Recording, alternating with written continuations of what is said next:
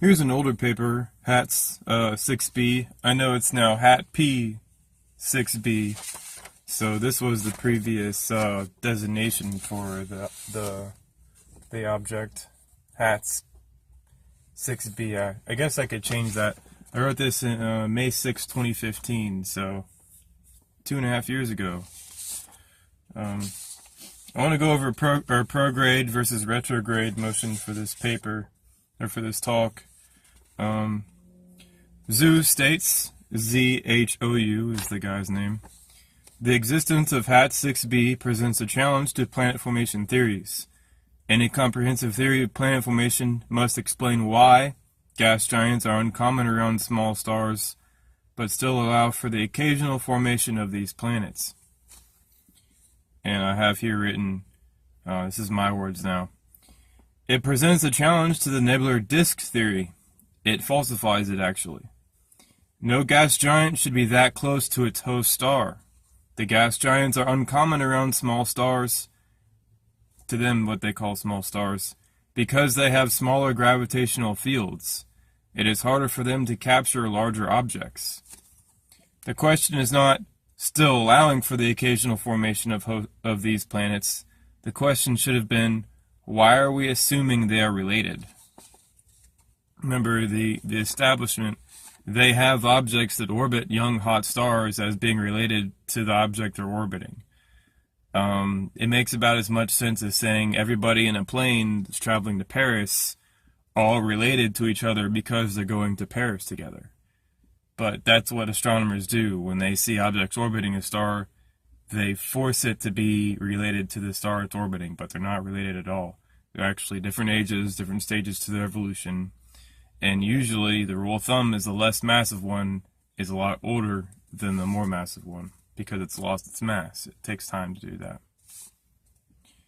HAT-6b and HAT-6 are on different evolutionary timelines. The gas giant is a middle-aged star which was adopted by the hotter, younger host as it was traveling the galaxy. The bigger, hotter star has much more angular momentum. It is traveling through the galaxy, and the smaller one was free-floating at one point before it was adopted, so its formation was in complete disregard of its current orbit. Formation and orbits are not the same thing. The object, when it forms and evolves, it cools, shrinks, and dies. It's not actually related to where it is in its orbit. Of course, being closer to a host can cause it to evolve faster, but besides that, where it is in its orbital configuration is irrelevant. At least, it's not irrelevant completely, but it's irrelevant for the purposes of this object and the way they're trying to force it to work. To force the paradigm to work, in other words. I also noticed something very peculiar. I really look at this kind of stuff because I want to see what they don't talk about.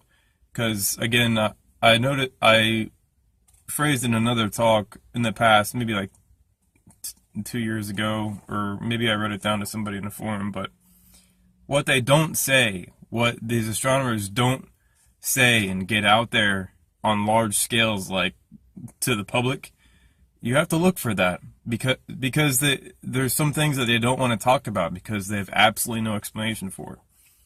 And the big thing with HAT-P-6b is that it has a retrograde orbit. It's orbiting its host the complete opposite direction the host is spinning. And not only is it orbiting the opposite direction, but at 166 plus or minus 10 degrees. And that's this paper right here. See right there.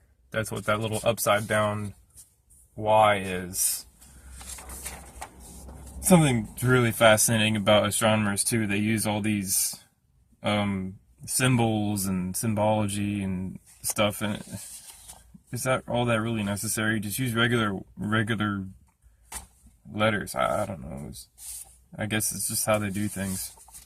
And then when you look at HAT-P-6b on the Wikipedia page, it has all the information about it. Its radius, density, Physical characteristics such as mass, the time of transit, its orbital period, which is 3.8 days.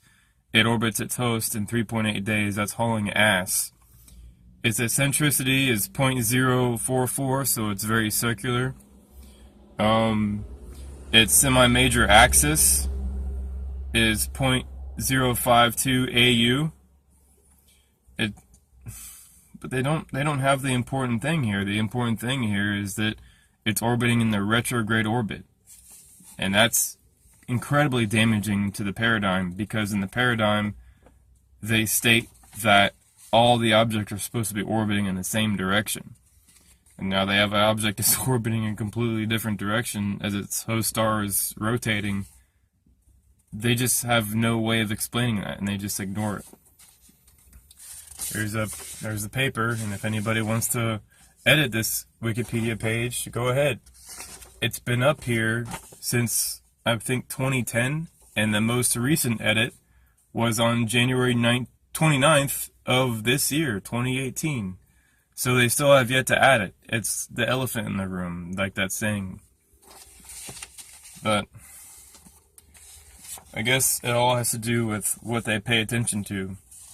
The TRAPPIST-1 system, which, has all those rocky objects orbiting a red dwarf really close, and it almost looks like the Jupiter system, gets around, on average, per month, 24,000 views. I printed this out from the Wikipedia statistics page, and HAT-P-6b, it doesn't get any love. It only has around 44 views per month, so about 1.5 views a day, if my math is correct. And that's pretty pathetic. The fact that they have something that's strange, the TRAPPIST-1 system is pretty strange, but they also have, another object which they should be trying to figure out, and it gets 1,000th of the, or 100th of the views. And look at that. I mean, how are you gonna take and focus all your energy on a system and then completely ignore what you can't explain? If anything, they should be attacking the stuff they can't explain and they have no understanding of, instead of trying to push everybody to a certain system. They should attack things that they're clueless about first, and then maybe the other things will fall together. But I guess it's I don't know. I guess it's all about popularity or something. Whatever is the most popular is going to be the accepted understanding, or this what everybody studies because everybody talks about it. I guess, I don't know. But if anything, they're not going to get too far until they realize that these objects are not related. So even when they study the TRAPPIST system, if they don't realize that those objects orbiting their red dwarf are vastly older than the red dwarf itself, then they're not going to get too far. And the retrograde orbits of the gas giants, that's what holds the secret. Because the gas giants are going to have their atmospheres ripped away, and then their rocky interior is going to be exposed. For all we know, the TRAPPIST system was a large F-type spectrum star, and it ripped away 7 gas giants' atmospheres, leaving all 7 of them as rocky worlds. And it's right there in front of their face. I'm sitting here talking about it, every week, and these astronomers, they still don't get it. I don't know. Maybe they like being lost. Maybe that's the whole plan, is to perpetuate ignorance. Alright, later, y'all.